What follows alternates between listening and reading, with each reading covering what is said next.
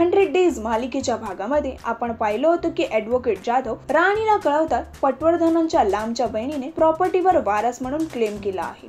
आता या भागामध्ये अजयला मेमाणेंचा फोन येतो। ते त्याच्या आईची तब्येत विचारतात व त्याला तिवारीची चौकशी केल्याबद्दल कळवतात। राणी वाघमारेला फोन करून कंपनी कधी विकली जाणार याचा जाब विचारते व तिला या केसमधून लवकरात लवकर मुक्त करण्यासाठी सांगते। वाघमारे गायत्रीच्या भावाला फोन करून कळवतात की काम झालंय। तेव्हा मीरा लगेच अजयला फोन करून सांगते की पटवर्धनांच्या नातेवाईकांपैकी कोणीतरी त्यांच्या वारस म्हणून क्लेम केला आहे। अजयची आई अजयला कळवते नेहा व तिची आई आले होते। तिची आई साखरपुडा करून घेऊया असं म्हणत होती। दोघं बोलत असताना अजयला राणीचा मेसेज येतो।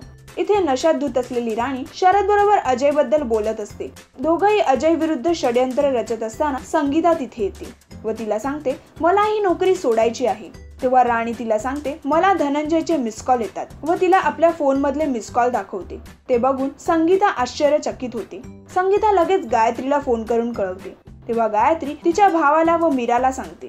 अजय घडलेल्या प्रकरणाबद्दल विचार करत असतो। आता पुढे काय होणार हे जाणून घेण्यासाठी पाहत रहा मराठी कट्टा। मराठी सिनेसृष्टीच्या ताज्या अपडेट्स व गॉसिपसाठी आमच्या चॅनलला सबस्क्राईब करायला विसरू नका।